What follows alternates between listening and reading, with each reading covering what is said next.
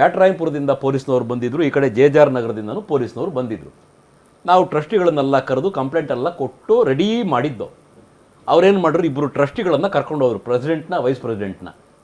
ಅದೇನು ಭಯ ಇಟ್ಟರೋ ಅದೇನೋ ಗೊತ್ತಿಲ್ಲ, ಇವರಿಬ್ಬರು ಕಂಪ್ಲೇಂಟ್ ಕೊಡೋಕ್ಕೆ ರೆಡಿ ಇಲ್ಲ. ರಾತ್ರಿ ಎಲ್ಲ ಫೋನ್ ಮಾಡಿ ನಮಗೆ ನಿದ್ದೆ ಮಾಡೋಕ್ಕೆ ಬಿಡಲಿಲ್ಲ. ಬೆಳಗಿನ ಜಾವ 5 ಗಂಟೆಗೆ ಎದ್ದು ಹೋಗಿದ್ದೀವಿ. ಅಂದರೆ ಪೊಲೀಸ್ನವರು ಅವರು ಬೇದಾರು ಮಾಡ್ಕೋಬಾರ್ದು. ನೋಡಿ, ಒಬ್ಬ ಚೀಫ್ ಮಿನಿಸ್ಟ್ರು, ಅವನು ಎಲ್ಲರಿಗೂ ತಂದೆ ಇದ್ದಂಗೆ, ಅವನು ರಾಜಧರ್ಮನ ಪಾಲಿಸಬೇಕು. ಹೋಮ್ ಮಿನಿಸ್ಟರ್ ಆದವನು ಕಾನೂನು ಕಟ್ಲೆಗಳನ್ನು ಎಲ್ಲರ ಮೇಲೂ ಈಕ್ವಲ್ ಆಗಿ ಅವನು ಪ್ರಯೋಗಿಸಬೇಕು.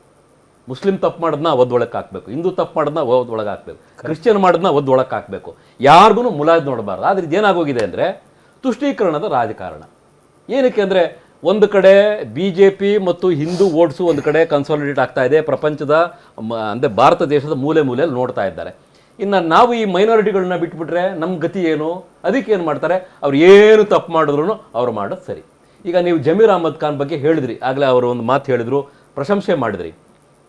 DJ ಹಳ್ಳಿಯಲ್ಲಿ KJ ಹಳ್ಳಿಯಲ್ಲಿ ಬೆಂಕಿ ಹಾಕಿದವ್ರನ್ನ, MLA ಮನೆ ಸುಟ್ಟಾಕಿದವ್ರನ್ನ ಮತ್ತು ಇಲ್ಲಿ ವಯಾಲಿಕಾವಲ್ ಪೊಲೀಸ್ ಸ್ಟೇಷನ್ಗೆ ಕಲ್ಲು ಹೊಡೆದವ್ರನ್ನ ಇವರು ರಾಜಾರೋಷವಾಗಿ ಬೇಲಲ್ಲಿ ಬಿಡಿಸ್ಕೊಂಡ್ಬಂದು ಎಲ್ಲಾ ಮಾಧ್ಯಮಗಳ ಕ್ಯಾಮ್ರಾ ಮುಂದೆ ಬಿಡಿಸ್ಲಿಲ್ಲ ಅವರು. ಒಂದ್ ನಿಮಿಷ, ನಿಮ್ಗೆ ಗೊತ್ತಿಲ್ಲ ಸಾದಿಕ್ ಪಾಷ ಅವರೇ? ನನಗೆ ಗೊತ್ತಿಲ್ಲ, ಸತ್ಯ ನನಗೆ ಗೊತ್ತಿದೆ, ಇವ್ರಿಗೂ ಗೊತ್ತಿದೆ. ಜಮೀರ್ ಅಹಮದ್ ಕೈ ಇಲ್ಲ. ಯಾರು ಬಿಡಿಸಿದ್ದು? ಅಲ್ಲ, ಬಿಡಿಸಿದ ಅವ್ರವ್ರೆ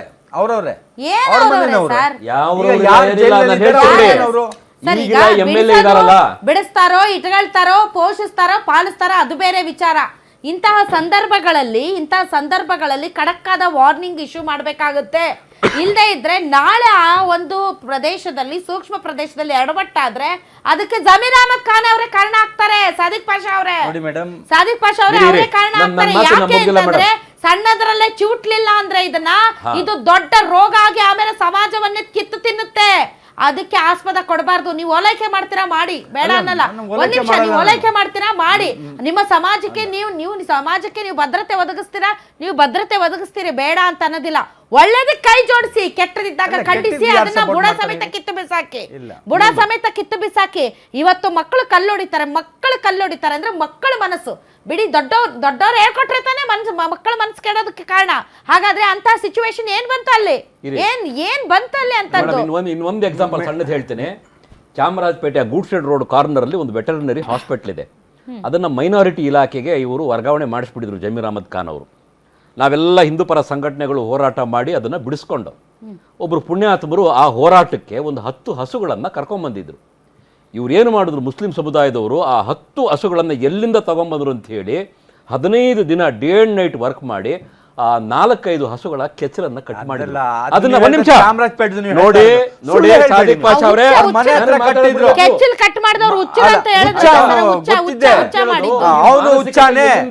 ಅಲ್ಲ ಮಾನಸಿಕತೆ. ಆಮೇಲೆ ಸರ್ ಇನ್ನೊಂದು ಹೇಳ್ತೀನಿ, ನೀವೇನು ಆ ಒಂದು ವೆಟರ್ನರಿ ಆಸ್ಪತ್ರೆ ಅಂತ ಅಂದ್ರಲ್ಲ ಸರ್, ಅದ್ರ ಮುಂದೆ ಬಸ್ ಸ್ಟಾಪ್ ಇದೆ, ಹೌದಲ್ಲ ಸರ್?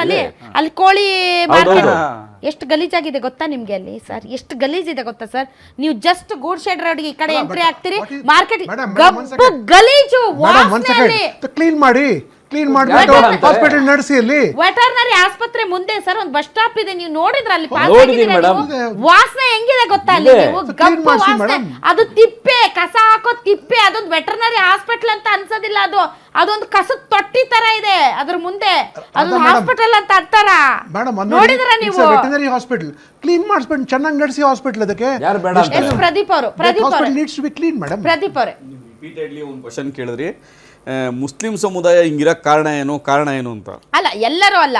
ಇವತ್ತು ಕಲ್ಲು ಹೊಡೆಯುವಂತ ಮಾನಸಿಕತೆ ಯಾಕೆ ಪೋಷಕರು ಬೆಳೆಸ್ತಾರೆ ಮಕ್ಕಳಲ್ಲಿ? ಕರೆಕ್ಟ್. ಎಲ್ಲಿಂದ ಮಕ್ಕಳು ಪೋಷಕರು ಬೆಳೆಸಿಲ್ಲ ಅಂದ್ರೆ ಯಾರು ಬೆಳೆಸ್ತಾ ಇದ್ದಾರೆ? ಯಾವ್ದಾದ್ರು ಒಂದು ಟ್ರಿಗರಿಂಗ್ ಪಾಯಿಂಟ್ ಬೇಕಲ್ಲ ಸರ್ ಅವ್ರಿಗೆ? ಟ್ರಿಗರಿಂಗ್ ಪಾಯಿಂಟ್ ಇರ್ಬೋದು, ಕರೆಕ್ಟ್. ಆ ಪರ್ಸೆಂಟೇಜ್ ಆಫ್ ಪೀಪಲ್, ಜನಗಳು ಯಾರು ಈ ಥರ ಕೋಮು ದ್ವೇಷವನ್ನು ಮತ್ತು ಭ್ರಾತೃತ್ವವನ್ನು ಹಾಳು ಮಾಡ್ತಾ ಇದ್ದಾರೆ, ಈ ಥರ ಕೆಟ್ಟ ಕೆಲಸಗಳನ್ನು ಮಾಡ್ತಾ ಇದ್ದಾರೆ, ಈ ಥರ ಗಣೇಶ ಮೆರವಣಿಗೆ ಇರ್ಬೋದು, ಬೇರೆ ಬೇರೆ ಪ್ರೊಸೆಷನ್ಗೆ ಅಡ್ಡಿಪಡಿಸ್ತಾ ಇರ್ತಾರೆ. ಯಾರು ಕಾರಣ? ಯಾಕೆ ಅವ್ರನ್ನೆಲ್ಲ ಮೆಚ್ಯೂರಿಟಿ ಆಗಲಿಲ್ಲ, ಯಾಕೆ ಅವ್ರಿಗೆ ಎಜುಕೇಟೆಡ್ ಆಗಲಿಲ್ಲ ಅಂದರೆ ಅದಕ್ಕೆ ಮೂಲ ಕಾರಣ ಕಾಂಗ್ರೆಸ್ ಪಕ್ಷ ಕಳೆದ 70 ವರ್ಷಗಳಲ್ಲಿ ಅಧಿಕಾರವನ್ನು ಮಾಡಿದೆ. 70 ವರ್ಷಗಳಲ್ಲಿ ಅತಿ ಹೆಚ್ಚು ಅಧಿಕಾರವನ್ನು ಮಾಡಿದಂಥ ಕಾಂಗ್ರೆಸ್ ಪಕ್ಷ ಅತಿ ಹೆಚ್ಚು ಓಟ್ಗಳನ್ನು ಕಾಂಗ್ರೆಸ್ ಪಕ್ಷ ಮುಸ್ಲಿಂ ಸಮುದಾಯದಿಂದ ಪಡ್ಕೊಂಡಿದೆ. ಆದರೆ ಮುಸ್ಲಿಂ ಸಮುದಾಯವನ್ನು ಡೆವಲಪ್ ಮಾಡೋದಾಗಲಿ, ಅಭಿವೃದ್ಧಿ ಪಡಿಸೋದಾಗಲಿ, ಅವ್ರನ್ನ ಎಜುಕೇಟ್ ಮಾಡೋದಾಗಲಿ, ಅವರನ್ನು ಒಳ್ಳೆ ದಾರಿಗೆ ತರುವ ಪ್ರಯತ್ನವನ್ನು ಕಾಂಗ್ರೆಸ್ ಪಕ್ಷ ಯಾವತ್ತೂ ಮಾಡಿಲ್ಲ.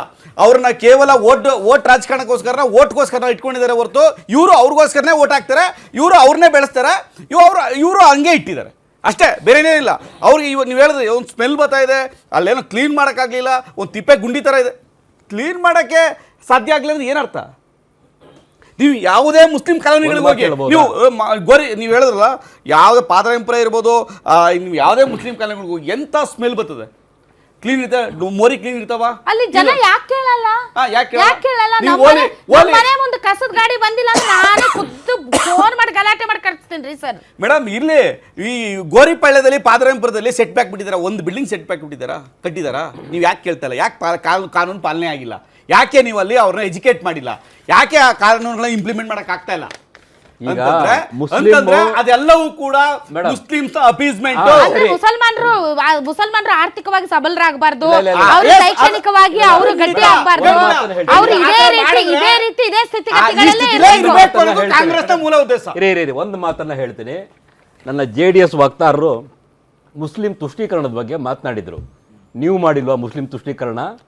ದೇಶದಲ್ಲಿ ಯಾವುದೇ ರಾಜಕಾರಣಿ ಹೇಳಿದಂತ ಮಾತನ್ನ ದೇವೇಗೌಡರು ಹೇಳಿದ್ರು. ನನಗೆ ಮುಂದಿನ ಜನ್ಮಾನದ ಯಾವ್ದಾದ್ರು ಇದ್ರೆ ನಾನು ಮುಸಲ್ಮಾನಾಗಿ ಹುಟ್ಟಿದೆ.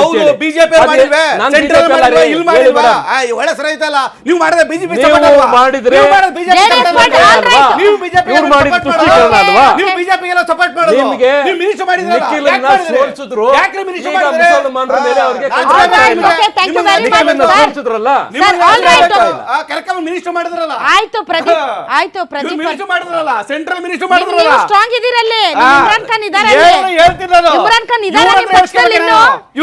ಆಯ್ತು ಸ್ವಾಮಿ, ಇಮ್ರಾನ್ ಹಿಂದುತ್ವ ಸಂಘಟನೆಗಳು ಯಾರ ಜೊತೆ ಲಿಂಕ್ ಅಲ್ಲ ಅವ್ರೆ, ಯಾವ ಮುಸ್ಲಿಂ ಸಂಘಟನೆಗಳ ಜೊತೆ ಲಿಂಕ್ ಅಲ್ಲ ಅವ್ರೆ, ನಮಗೂ ಗೊತ್ತಿದೆ. ನಿಮ್ ಯೋಗ್ಯತೆ ಗೊತ್ತಿದೆ ನಮ್ಗೆ. ಆಯ್ತು ಪ್ರದೀಪ್ ಅವರು, ಇಮ್ರಾನ್ ಖಾನ್ ಅವರು JDS ಅಲ್ಲಿ ಇದಾರ, ಕಾಂಗ್ರೆಸ್ ಹೋದ್ರ? ಇಮ್ರಾನ್ ಖಾನ್ ಅವರು? ಇಮ್ರಾನ್ ಖಾನ್ ಇಲ್ಲ, ಇಮ್ರಾನ್ ಖಾನ್ ಬಂದಿಲ್ಲ, ಅಲ್ಲೇ ಇದಾರೆ, ನ್ಯೂಟ್ರಲ್ ಇದಾರೆ. ಕಾಂಗ್ರೆಸ್ ಹೋಗಿದ್ರು, ವಾಪಸ್ ಕಾಂಗ್ರೆಸ್ನ ಬಿಟ್ಟಿದ್ದಾರೆ, ಹಂಗೆ ನ್ಯೂಟ್ರಲ್ ಇದ್ದಾರೆ. ಈ ಕಡೆ JDSಗೂ ಬಂದಿಲ್ಲ. All right, okay, thank you very much. ತಾವೆಲ್ಲರೂ ಇಷ್ಟೊತ್ತು ಕಾರ್ಯಕ್ರಮದಲ್ಲಿ ಭಾಗವಹಿಸಿದ್ರೆ. ನನಗಿರುವಂಥ ಏಕೈಕ ಕನ್ಸರ್ನ್ ಅದು ಕೋಮು ಸೂಕ್ಷ್ಮ ಪ್ರದೇಶ. ಇವತ್ತು ಮಕ್ಕಳು ಕಲ್ಲೊಡಿತಾ ಇದ್ದಾರೆ ಅಂತಂದರೆ ಅವರ ಮನಸ್ಸನ್ನು ಕೆಡಿಸೋ ಅವ್ರು ದೊಡ್ಡವ್ರು ಇರಬೇಕಲ್ಲ. ಅವ್ರ ಮನಸ್ಸು ಎಷ್ಟು ಗಲೀಜಾಗಿ ಗಬ್ಬೆದ್ದು ನಾಡ್ತಾ ಇದೆ. ಅವ್ರಿಗೇನು ಬೇಕು? ಸಮಾಜದಲ್ಲಿ ಮತ್ತೆ ಕೋಮು ಸೌಹಾರ್ದ ಕದಡುವಂಥ ಉದ್ದೇಶ ಇದೆಯಾ? ಇದನ್ನು ಅರಿತು ಆ ಒಂದು ಮೂಲದಿಂದ ಅವರನ್ನು ಎಬ್ಬಿಸಿ ಕಳಿಸಿದ್ರೋ ಸರಿ. ಇಲ್ಲದೇ ಇದ್ದರೆ ಇತಿಹಾಸ ಮರುಕಳಿಸಬಾರ್ದು. ಗೋರಿಪಾಳ್ಯದಲ್ಲಿ ನಾವೆಲ್ಲರೂ ಚೆನ್ನಾಗಿ ಬದುಕ್ತಾ ಇದ್ದೀವಿ, ಅಲ್ಲಿ ಸಹೋದರತ್ವದಿಂದ ಭಾತೃತ್ವದಿಂದ ಬದುಕ್ತಾ ಇದ್ದೀವಿ. ಮತ್ತೆ ಅಲ್ಲಿ ಗಬ್ಬೆಬ್ಬಿಸುವಂಥ ಕೆಲಸ ಮಾಡುವಂಥ ಸಮಾಜಘಾತುಕ ಶಕ್ತಿಗಳನ್ನು ಮುಲಾಜಿಲ್ಲದೆ ಅವ್ರನ್ನ ನೇತಾಕಿದ್ರೆ ಸರಿ. ಇಲ್ಲದೆ ಇದ್ದರೆ ಪರಿಸ್ಥಿತಿ ಗಂಭೀರ ಆಗುತ್ತೆ. Be careful. ಇದು ಇದರಿಂದ ವಿಶೇಷ ಗ್ಯಾರಂಟಿ ನ್ಯೂಸ್. ಸುದ್ದಿ ಖಚಿತ, ನ್ಯಾಯ ನಿಶ್ಚಿತ.